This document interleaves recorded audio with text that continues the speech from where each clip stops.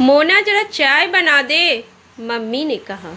Papa mummy अभी अभी walk से लौटे थे।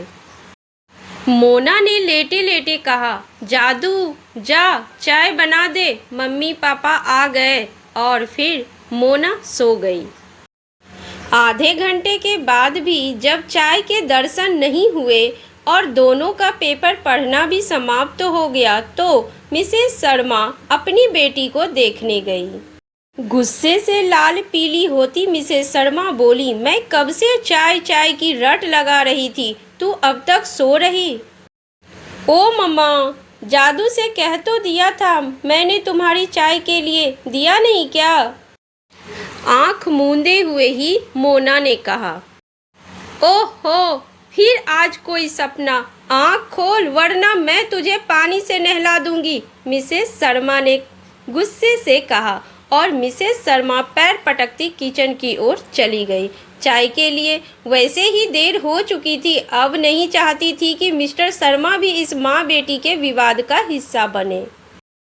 चाय में चीनी डालती मिसेस शर्मा सोचती और बड़बड़ाती जा रही थी, क्या होगा इस लड़की का? 20 साल की हो गई, बच्चों जैसे सपने देखा करती है। कभी पतंग उड़ाती, सपने में छत से गिरती है तो बेड पर ही कोहराम मचाने लगती है, तो कभी सपने में ही साइकिल चलाने लगती है।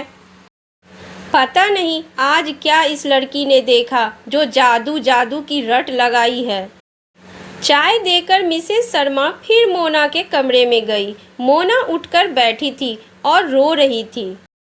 मेरा जादू, मम्मी को देख लिपट कर कहने लगी। मम्मी जादू चला गया। मिसेस शर्मा मुस्कुराई। अब बता, आज तूने कौन सा सपना देखा?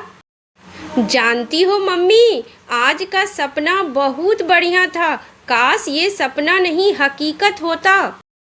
अब बोलोगी भी? नहीं तो मुझे और भी काम है, मिसेस शर्मा ने मीठी झिड़की दी।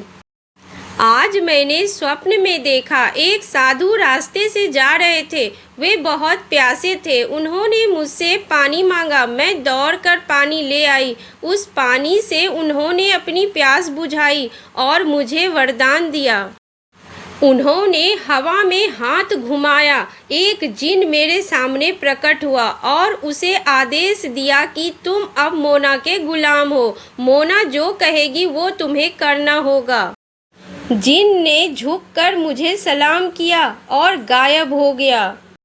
साधु ने कहा, तुम्हें जब भी जरूरत हो जादू कहकर पुकारोगी, ये हाजिर हो जाएगा। और साधु मुझे आशीर्वाद देकर चले गए।